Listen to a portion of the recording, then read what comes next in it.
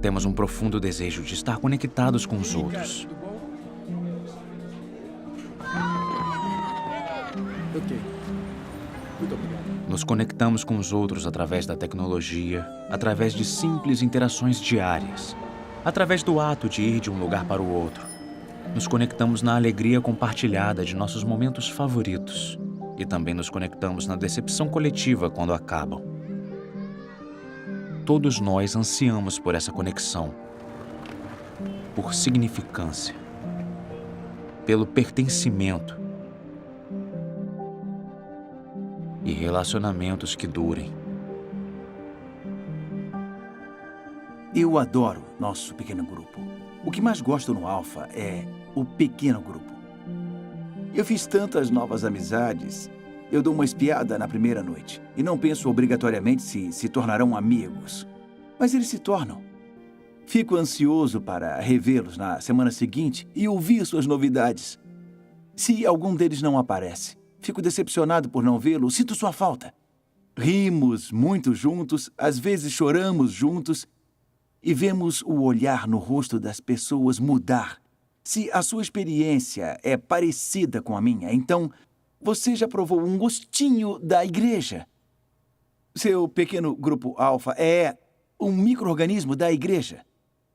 A igreja inclui o pequeno grupo Alpha, mas é claro que é maior, é bem mais legal e bonita. E é muito diferente da ideia que eu fazia antes sobre igreja. Antes de conhecer Jesus, havia duas palavras que eu associava à igreja: chatice e templos. Eu não gostava de igrejas. Mas o interessante é que, nos primeiros 300 anos da vida cristã, não havia templos. Então, isto não pode ser o principal. Estas coisas não são a essência. É como se eu dissesse: o que é o casamento? E você respondesse: bem, o casamento é um anel, é uma certidão de casamento e uma cerimônia. Sim, mas isto não é a essência do casamento. No coração do casamento existe uma coisa bem mais profunda. E no coração da igreja existe algo bem mais fascinante, belo e maravilhoso. Não é que eu goste da igreja, simplesmente eu amo a igreja. Há tanta coisa a dizer sobre a igreja. Isto é apenas o início de uma introdução, tipo mergulhar o dedão na água. Isto não é uma teologia da igreja, isto não é sequer uma introdução à teologia da igreja. É só um gostinho. Eu quero encorajar você a se envolver e depois, ao longo da vida, descobrir toda a beleza, maravilha e glória da Igreja de Jesus Cristo.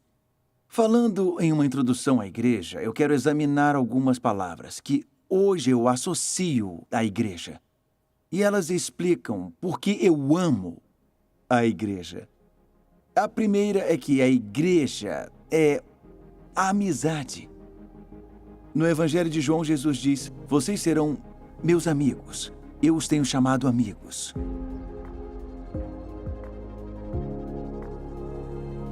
Olha, na igreja eu busquei tudo que eu preciso hoje. Pra mim foi um berço, foi um ar onde eu aprendi a ser quem eu sou hoje. Bem pequena assim, eu sou batizado na igreja católica, mas não frequento tanto. Muito boa. Nasci e fui criada e é algo que eu gosto muito e pratico muito. Uma vez ou outra eu vou. Eu não sou muito fã de religião, não. É uma experiência incrível, maravilhosa. A igreja pra mim hoje é como uma segunda família. Tem coisa boa e tem coisa ruim. Mais boa do que ruim, graças a Deus.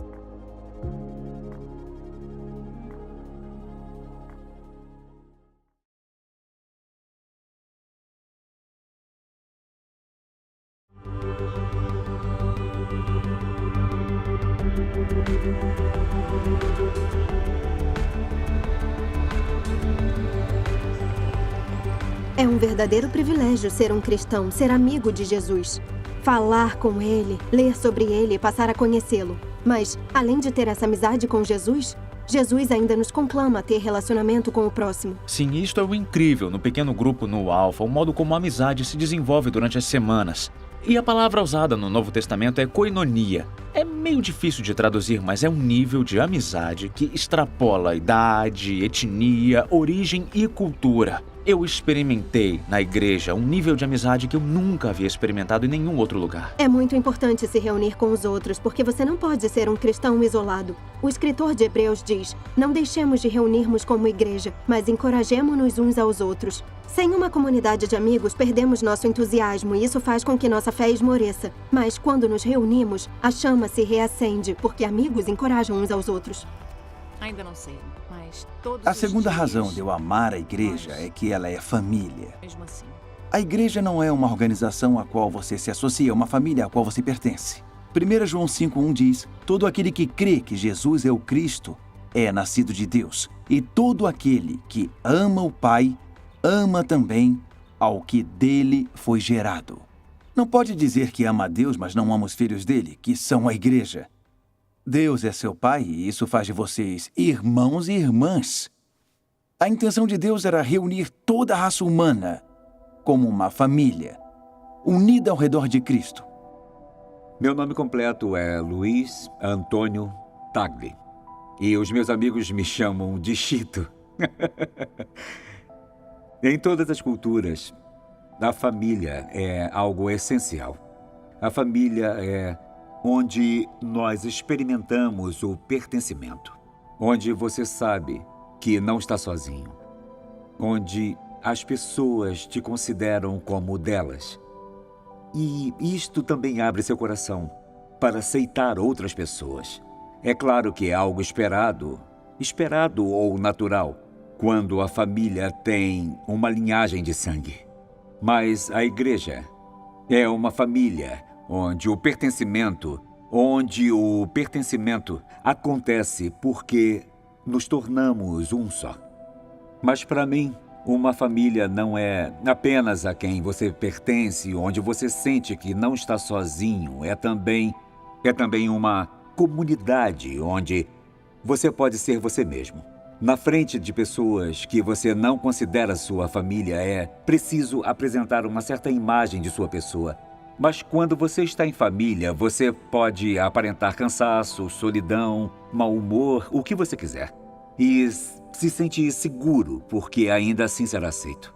Uma característica da família é a sua disposição para perdoar. Essa é a igreja. Paz, pertencimento e reconciliação em Jesus Cristo. Nós não apenas criamos essa identidade como corpo de Cristo, como a família de Deus. Ela foi dada a nós por Deus. E que família é a igreja! Que família! Eu amo Jesus. E quando você ama Jesus, você ama aqueles que Ele ama. Se aprendermos com Jesus, então poderemos tornar a igreja cada vez mais o lar acolhedor e a família que Jesus planejou. A forma de nos tornarmos parte da família de Deus não é através do nascimento físico, é pelo nascimento espiritual. Jesus falou sobre nascer da água e do Espírito. Jesus foi batizado e ele ordenou que seus discípulos se batizassem. Se tornar um cristão envolve 3 coisas. Primeiro é uma coisa que Deus faz. Ele te dá o Espírito Santo. A segunda é uma coisa que você faz. Você se arrepende e crê. A terceira é uma coisa que a igreja faz, que é batizar. O batismo é uma marca visível do que significa ser um membro da igreja. É um sacramento. A água significa lavar, purificar dos pecados. Simboliza o Espírito Santo. Os rios de água viva. Jesus disse: do seu interior fluirão rios de água viva. Isto também simboliza morrer e renascer com Cristo. Suponha que esta folha de papel represente você. Imagine que seu nome esteja nessa folha. E esta Bíblia é Jesus. Paulo explica que você está unido com Cristo de uma forma mística. Todos nós que fomos batizados em Cristo Jesus, fomos batizados na morte dele. Tudo o que acontece neste livro acontece nesta folha de papel. Então, quando Jesus morreu na cruz, você morreu. Quando Jesus foi sepultado, você também foi. A vida antiga ficou para trás. Quando Jesus ressuscitou dos mortos, você ressuscitou com ele para uma vida nova. Jesus me salvou. Me salvou. Eu me tornei quem ele queria que eu fosse. Ele me ajudou. O Espírito Santo não muda nada e ele muda tudo. Você pode trazer os valores do reino nos quais você crê para o seu trabalho. O Filho de Deus teria morrido por você, ainda que fosse a única pessoa. Essa tem sido a minha boa nova, e eu quero que o mundo todo saiba sobre isso. Jesus, de algum modo, me escolheu. Eu nunca tinha conhecido esse tipo de alegria. Eu adoro a igreja porque ela nos dá amigos, nos dá família. Eu adoro a igreja porque ela é um lar. No Antigo Testamento, o templo físico era a casa de Deus, o lugar da presença dele. E por isso as pessoas o amavam tanto. No Novo Testamento, não é um edifício físico, é um edifício feito de pessoas. Paulo, na carta dele aos Efésios, fala sobre um santuário santo. Nele vocês também estão juntamente edificados para se tornarem morada de Deus por seu Espírito. Jesus disse, pois onde se reunirem 2 ou 3 em meu nome, ali eu estou no meio deles. Quando nos reunimos, Jesus promete que estará presente através do seu Espírito. Às vezes, quando as pessoas entram na igreja, elas sentem o clima, elas sentem o Espírito Santo, sentem Jesus, a presença de Deus. É como voltar para casa. A igreja é a casa.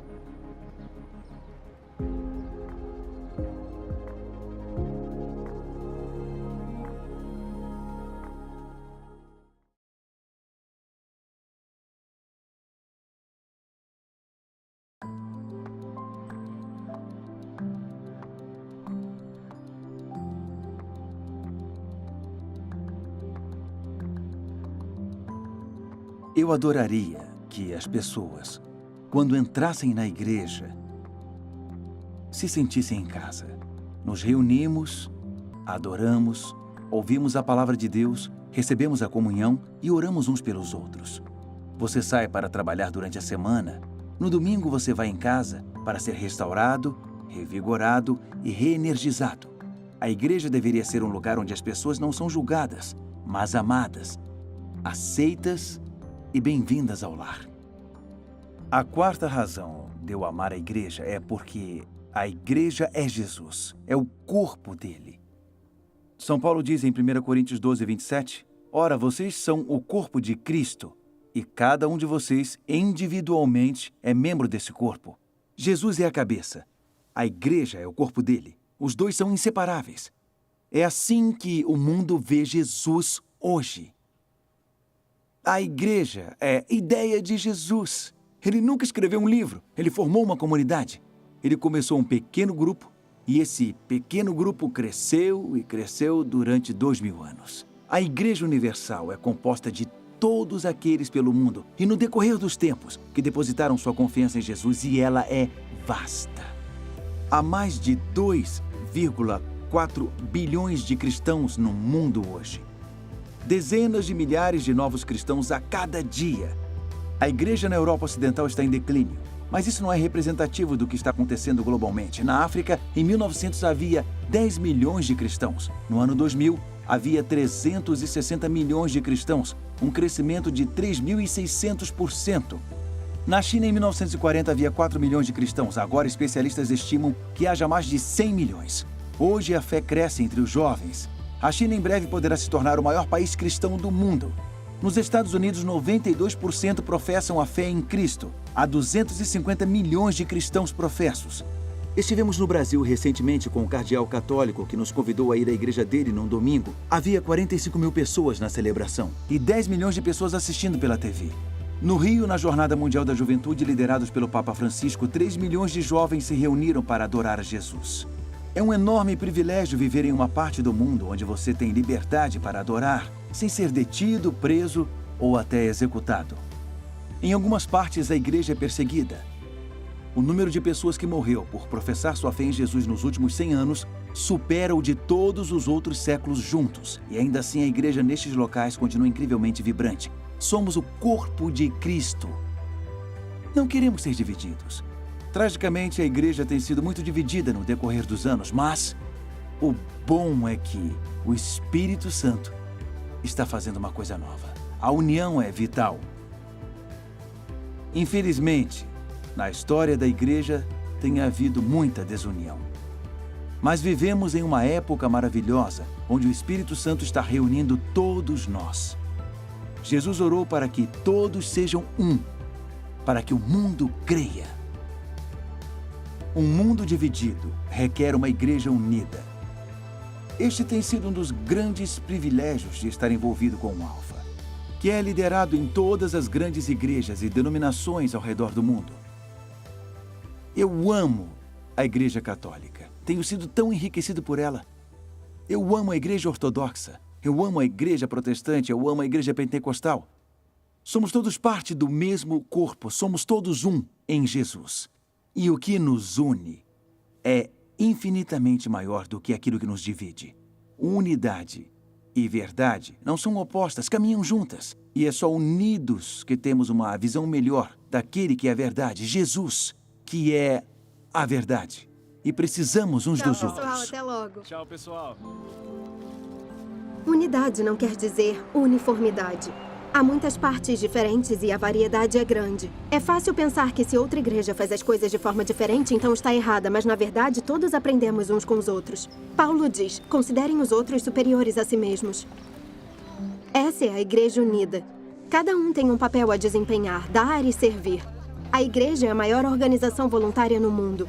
Alimentando os famintos, visitando os doentes, servindo aos detentos, cuidando de ex-detentos e combatendo a injustiça. A igreja é Jesus. É o corpo dele para o mundo. A quinta razão para eu amar a igreja é porque a igreja tem a ver com amor. É uma relação amorosa. É uma relação amorosa entre você e Jesus, entre Cristo e a igreja. São Paulo define assim. Ele diz, maridos, amem suas mulheres, assim como Cristo amou a igreja e entregou-se a si mesmo por ela. E ele segue falando sobre matrimônio. O que ele diz é, este é um mistério profundo, refiro-me, porém, a Cristo e à igreja. Ou seja, o matrimônio é quase que uma analogia para o relacionamento entre nós e Jesus. O casamento em si não é um objetivo supremo. O próprio Jesus não se casou, mas o casamento aponta para algo bem mais incrível e profundo. Ele aponta para o relacionamento entre você e Jesus, entre Cristo e a igreja. Então o Alfa é apenas o começo. De certo modo é feito a cerimônia. O que importa não é só a cerimônia, mas o casamento a longo prazo.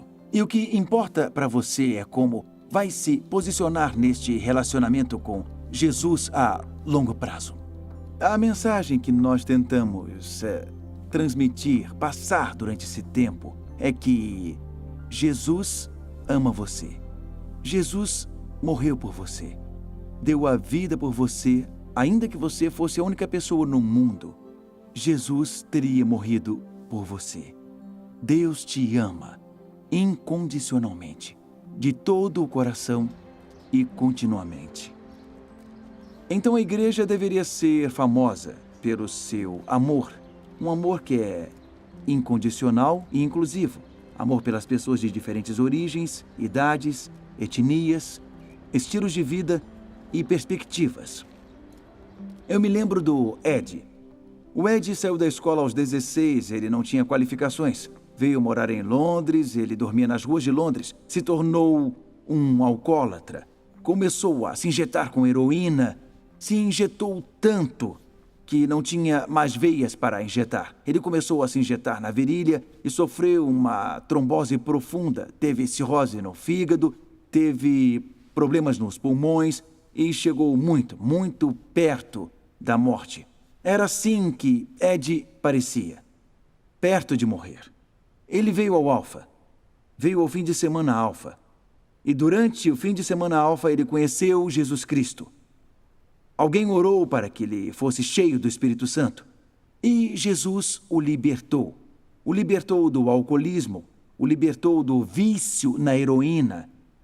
Ele se tornou um homem mudado. E é assim que meu bom amigo Ed está hoje. É praticamente um voluntário em tempo integral. Na igreja, ele disse, eu não posso mudar o meu passado, mas posso mudar o meu futuro. Ele quer contribuir com a sociedade. E está fazendo isso. Está fazendo a diferença na vida de outras pessoas hoje. E ele é parte da igreja. É isso que a igreja é. Não é um museu que exibe pessoas perfeitas. É feito um hospital que nos recebe quando estamos quebrados, quando estamos magoados e feridos, e nos devolve a vida através do amor. Esse amor incondicional ajuda a romper barreiras. Ele põe as pessoas de pé de novo, restaura e cura.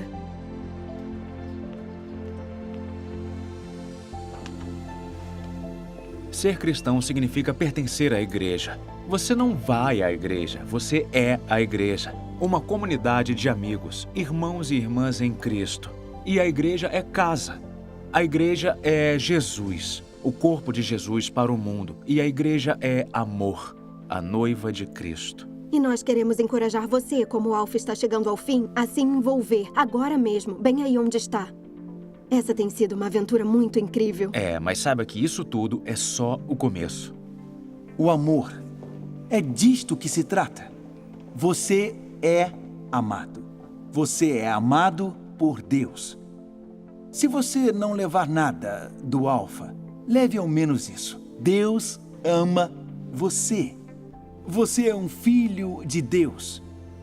O Espírito de Deus vive dentro de você. Jesus morreu por você. Esse é o tanto que Deus te ama. Você tem a mensagem mais poderosa do mundo. É uma mensagem que mudará vidas. Sua vida tem um propósito. Você pode fazer a diferença. Mas não podemos fazer isto sozinhos. Madre Teresa disse, eu posso fazer o que você não pode. Você pode fazer o que eu não posso. Mas juntos podemos fazer coisas grandiosas. Em nome de Jesus. Amém. Amém. Amém.